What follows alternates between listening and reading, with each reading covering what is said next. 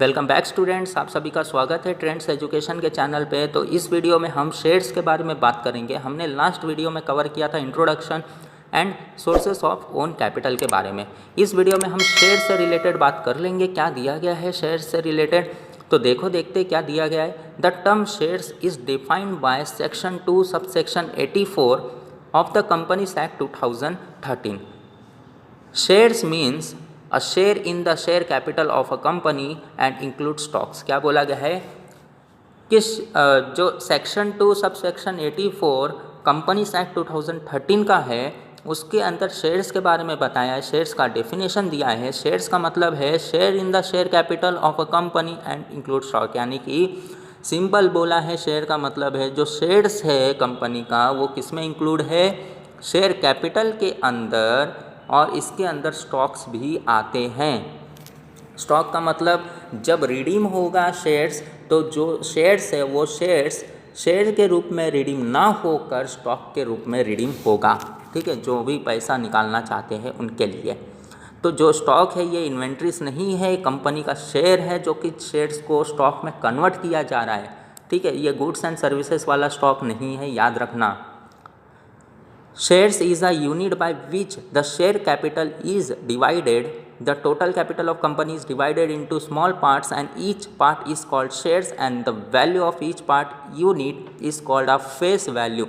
Share is a small unit of capital of a company. It facilitates the public to subscribe the capital in smaller amount. क्या बोला गया है, shares जो है, पहला तो डेफिनेशन हमने देख लिया, दूसरा क्या बोला है कि जो शेयर्स है वो शेयर्स शेयर कैपिटल में तो होता ही है कि share in the share capital, लेकिन वो जो शेयर कैपिटल है वो स्मॉल पार्ट में डिवाइड है, यानी कि जो शेयर्स है वो स्मॉल पार्ट में डिवाइड है, और वो जो स्मॉल पार्ट में डिवाइड है उसको शेयर कहेंगे, और उसकी जो रेट है पर शेयर्स की, एक शेयर्स की, उसको हम फेस वैल्यू कहेंगे। ठीक है, पर शेयर की जो रेट होगी उसको हम फेस वैल्यू कहेंगे। और ये जो शेयर्स है स्मॉल पार्ट में तो डिवाइड होगा, और वही स्मॉल पार्ट जो फेस वैल्यू है दोनों को अगर मिलाएंगे तो वही स्मॉल यूनिट में कैपिटल कहलाएगा कंपनी का। और बहुत लोग जो परचेस करेंगे उनको सब्सक्राइबर कहेंगे उस बिजनेस के लिए। A person can purchase any number of shares as he wish. A person who purchase shares of a company is known as a shareholder of or a member of that company. क्या बोला गया, जो भी person इस shares को purchase करता है, जो भी सब्सक्राइबर इस शेयर्स को परचेस करता है, पर्सन शेयर होल्डर कहलाता है बिजनेस का, या तो मेंबर कहलाता है उस कंपनी का। आगे देखते हैं कुछ फीचर्स दिए गए हैं इसके। तो क्या क्या फीचर्स दिए गए हैं, फोकस करना। पहला दिया है मीनिंग तो हमने देख लिया कि शेयर्स का मीनिंग क्या होता है। Share is a small unit in the total share capital of a company. तो मीनिंग तो वही हुआ गया जो हमने पढ़ा था। ओनरशिप के बारे में देखते। ओनरशिप का मतलब the owner of shares is called share holder. It shows the ownership of a share holder in the company. तो ओनर का मतलब कौन है, जो भी शेयर परचेस करेगा वही ओनर कहलाएगा और वो शेयर होल्डर कहलाएगा। ठीक है, कंपनी का।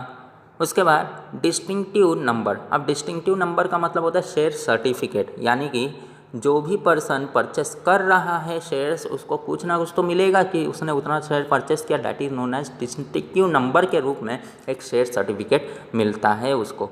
उसके बाद एविडेंस ऑफ द टाइटल। अब एविडेंस ऑफ द टाइटल का मतलब क्या है यहाँ पे, कि जो भी पर्सन के पास शेयर कैपिटल होता है वो क्या कहलाता है, एक टाइटल मिल जाता है उसको कंपनी के पास से कि वो कहला रहा है शेयर होल्डर और ownership of that share, particular shares. ठीक है, ये जो कंपनी उसके ऊपर सिग्नेचर करके देती है, और सिग्नेचर कॉमन सील के रूप में होता है, यानी कि स्टैम्प ऑफ द कंपनी के रूप में रहता है। नेक्स्ट है वैल्यू ऑफ अ शेयर। अब हमने वैल्यू ऑफ द शेयर के बारे में तो पढ़ा ही है। वैल्यू ऑफ द शेयर जो है 3 टाइप में क्लासिफाइड रहेंगे। पहला फेस वैल्यू, दूसरा इशू प्राइस, तीसरा मार्केट वैल्यू। तो फेस वैल्यू तो आपको पता ही है, ऊपर ही हमने पढ़ा था कि शेयर का जो भी रेट होगा ईच शेयर का उसे हम फेस वैल्यू कहेंगे, और ये मेमोरेंडम ऑफ एसोसिएशन में भी दर्ज रहेगा।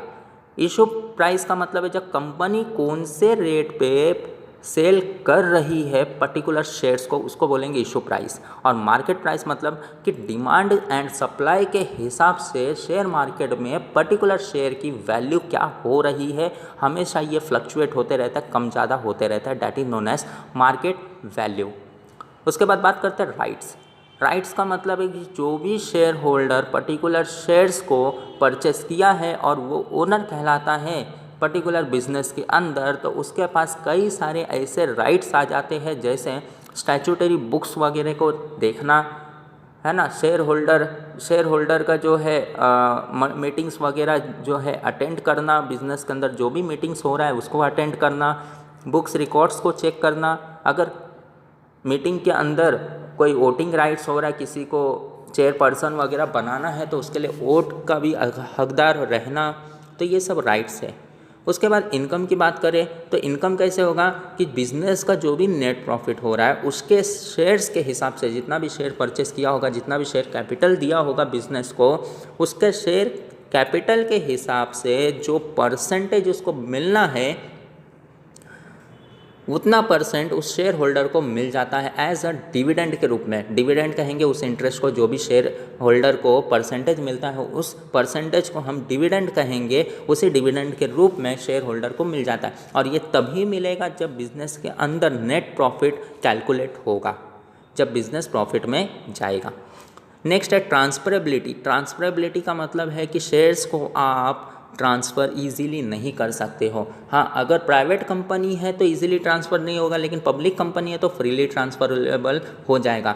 इसके लिए आपको सिर्फ और सिर्फ जो फ्रीली ट्रांसफरेबल है उसके लिए सिर्फ और सिर्फ आर्टिकल्स ऑफ एसोसिएशन में बताना पड़ेगा, और अगर जो प्राइवेट कंपनी है उसको तो आर्टिकल्स ऑफ एसोसिएशन में बताना तो पड़ेगा, साथ ही साथ रजिस्टर्ड ऑफ कंपनी को भी बताना पड़ेगा। इसीलिए जो है यहाँ पे प्राइवेट कंपनी के अंदर इजीली ट्रांसफरेबल नहीं है, लेकिन पब्लिक में इजीली ट्रांसफरेबल होता है।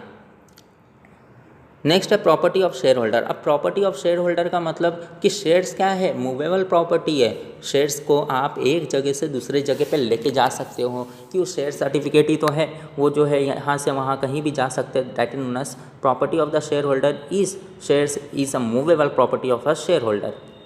नेक्स्ट काइंड्स ऑफ शेयर, यानी कि कितने टाइप्स के शेयर्स हो सकते हैं, तो दो ही टाइप के शेयर्स हो सकते हैं, पहला इक्विटी शेयर, दूसरा प्रेफरेंस शेयर। अगर मैं इक्विटी शेयर की बात करूं और प्रेफरेंस शेयर की बात करूं तो देखना kinds of share as per the section 43 of the companies act 2013 के हिसाब से काइंड्स ऑफ शेयर्स क्या बोला गया है।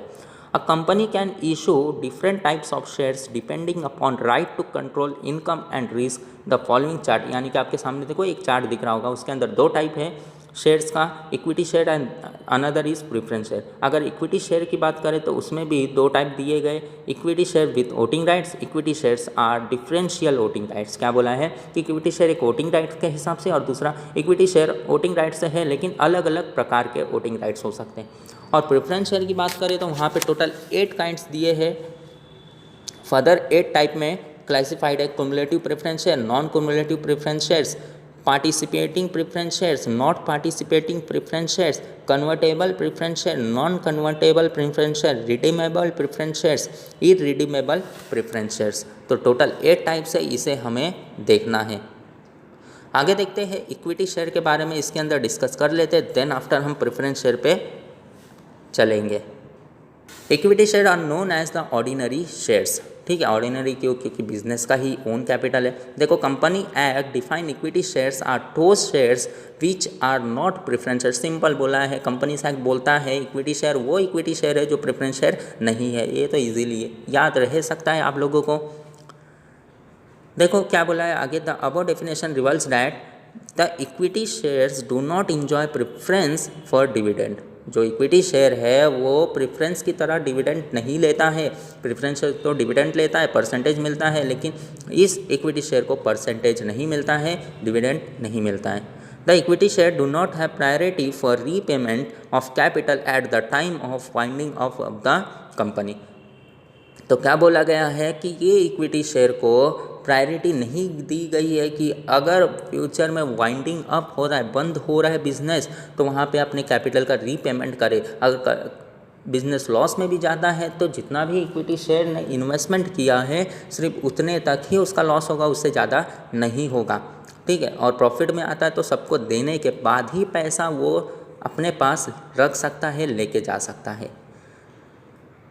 आगे क्या दिया है, equity shares are fundamental source of financing business activity. Equity share holds holders own the company and bear ultimate risk associated with the ownership. तो क्या बोला गया है, इक्विटी शेयर होल्डर क्या है कि एक तरीके का सोर्सेस ऑफ फाइनेंस का फंडामेंटल सोर्स है जहाँ से सारी एक्टिविटी को कंट्रोल किया जाता है पैसे के वजह से ही, और इक्विटी शेयर ही वो सोर्स है, इनिशियली सोर्स है जो ओन कैपिटल को बिजनेस के अंदर लगाता है, और इक्विटी शेयर होल्डर के वजह से ही ओनरशिप बिजनेस चलता है, और जो भी फ्यूचर में आने वाले हैं, जो भी रिस्क आने वाले ओनर ही यहाँ पे मैनेज करता है। आगे क्या दिया है, after paying claim of all other investor the remaining fund belong to equity share holder, thus equity share holders are residential claimants of the income and assets. क्या बोला गया है कि सारे के सारे इन्वेस्टर अगर बिजनेस लॉस में जाता है, बिजनेस बंद हो रहा है, तो सबसे पहले जितने भी इन्वेस्टर्स है बिजनेस का, सबसे पहले उनका जो है हिसाब करके ख़त्म करो, सेटलमेंट करो, फिर बच गया पैसा तो ही इक्विटी शेयर होल्डर को मिलेगा। रेसिडुअल क्लेम्स का मतलब जब बच गया पैसा उसके बाद ही शेयर होल्डर को मिलेगा, चाहे वो इनकम हो या असेट्स हो, अदरवाइज नहीं मिलेगा।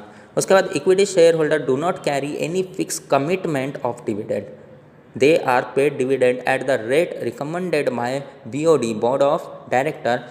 If there is no profit, no dividend will be paid. Similarly, if there is less profit, lesser dividend will be paid. Thus, the fortune of equity shareholder is tied up with the ups and downs of the company. If the company is successful, then enjoy great financial reward, and if the company fail, the risk fall mainly on them. It is exactly because of these positions equity share capital is known as venture capital or risk capital. The owner of equity share are real risk bearer. तो क्या बोला गया है कि equity share holder है, उनका जो भी कमिटमेंट होता है, ठीक है, वो जो भी कमिटमेंट होता है डिविडेंड से रिलेटेड, वो कमिटमेंट करता है बोर्ड ऑफ डायरेक्टर, यानी कि बोर्ड ऑफ डायरेक्टर के हिसाब से ही डिविडेंड का डिसाइड होता है। और अगर बिजनेस प्रॉफिट में जाता है तो ही डिविडेंड मिलेगा, नहीं जाता है यानी कि प्रॉफिट नहीं हुआ तो डिविडेंड भी नहीं मिलेगा। ये तो मैंने पहले ही बता दिया था कि प्रेफरेंस शेयर होल्डर को ही डिविडेंड दिया जाता है, और अगर प्रॉफिट में है बिजनेस तो डिविडेंड मिलेगा, नहीं है तो नहीं मिलेगा। वैसे ही इक्विटी शेयर होल्डर को भी कुछ नहीं मिलेगा अगर प्रेफरेंस शेयर होल्डर को नहीं मिलता है तो यहाँ पे वही बोला गया है कि बिज़नेस का जो भी फ्लक्चुएट हो रहा है, उतार चढ़ाव हो रहा है, अगर ज़्यादा कमाता है तो ज़्यादा रिवॉर्ड्स भी मिलेगा, डिविडेंड तो मिल ही रहा है लेकिन साथ ही साथ रिवॉर्ड्स भी मिलेगा। लेकिन बिजनेस फेल होता है, कम पैसा कमाता है या डाउन हो रहा है, तो यहाँ पे उतना ज़्यादा रिवॉर्ड्स भी नहीं मिलेगा, और इवन तो जो डिविडेंड मिलने वाला था जितना, उतना भी नहीं मिलेगा, बहुत कम मिलेगा। तो जैसा बिजनेस का पोजीशन उस हिसाब से उनको प्रॉफिट होगा, लॉस होगा, उस हिसाब से ही डिविडेंड का डिसाइडेशन होता है। और यहाँ पे इक्विटी शेयर होल्डर सब एंडिंग में झेलता है। सबसे पहले जो प्रेफरेंस शेयर होल्डर को अगर डिविडेंड वगैरह नहीं मिल रहा है तो सबसे पहले उसको दे देगा, बाद में इक्विटी शेयर के लिए बचा तो वो एक्सेप्ट करेगा, नहीं तो नहीं करेगा, नहीं बचा तो एक्सेप्ट नहीं करेगा। तो यहाँ पे वही बोला गया है कि जो भी इक्विटी शेयर होल्डर है, वो इक्विटी शेयर होल्डर को, जो भी इक्विटी शेयर होल्डर के कैपिटल से, उसको ही वेंचर कैपिटल भी कहेंगे और साथ ही साथ रिस्क कैपिटल भी कहेंगे, क्योंकि वो लोग पैसा तो लगा रहे ज़्यादा, लेकिन ज़्यादा से ज़्यादा वो लोग ही झेल रहे फ्यूचर में जो भी उतार चढ़ाव हो रहा है बिजनेस के साथ, वो सारी चीज़ें। ठीक है, तो यहाँ पे जो ओनर है, इक्विटी शेयर्स होल्डर है, उन्हीं को रियल रिस्क बेरर कहा गया है। However, equity shareholder participate in the management of their company. They are invited to attend general meetings. They are allowed to vote on all matters discussed at the general meeting. They elect their representative to manage the company. Equity shareholder are thus real owner of the company. क्या बोला है कि equity share holder क्या है, वो अब वो real owner है। बिजनेस के अंदर जो है कैपिटल भी ज़्यादा लगाता है, इनिशियल सोर्स ऑफ कैपिटल है इक्विटी शेयर होल्डर, तो मैनेजमेंट के अंदर तो पार्टिसिपेट करेगा ही ना। और साथ ही साथ जनरल मीटिंग, हर मीटिंग में उसका इम्पोर्टेंस रखा जाएगा।